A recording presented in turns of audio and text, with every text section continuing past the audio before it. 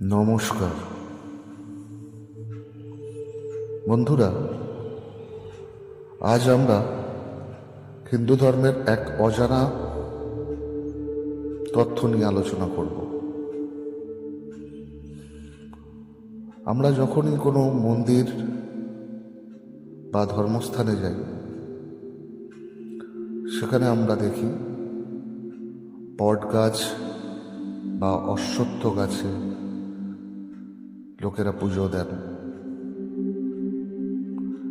তাদের বিভিন্ন মনস্কামনা আবেদন করে তাতে দড়ি বাঁধেন বা ঘোড়া বাঁধেন ইত্যাদি ইত্যাদি। এই দুটো গাছ তো রইল, সঙ্গে আমাদের হিন্দুদের প্রত্যেকটি ঘরে তুলসী মঞ্চ করা থাকে এবং তাতে আমরা নিয়মিত পুজো দিই। এর পেছনে এক নিগূঢ় তত্ত্ব রয়েছে। আমরা জানি যে গাছ দিনে অক্সিজেন দেয় এবং রাত্রে কার্বন ডাই অক্সাইড নিঃসরণ করে,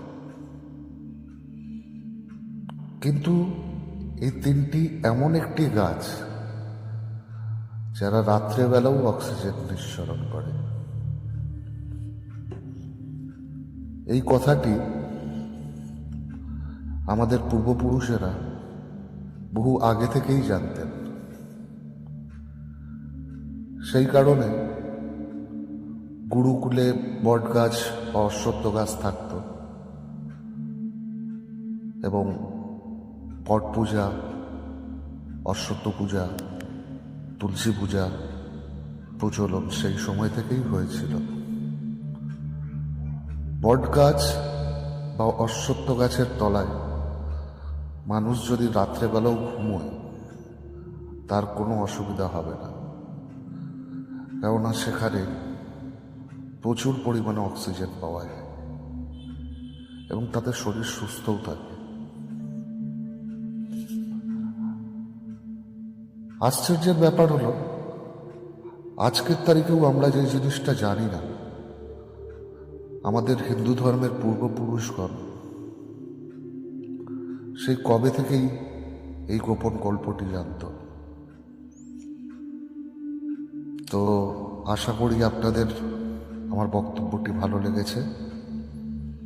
এরকম আরও বক্তব্য জানার জন্য ভিডিওটি দেখতে থাকুন। নমস্কার।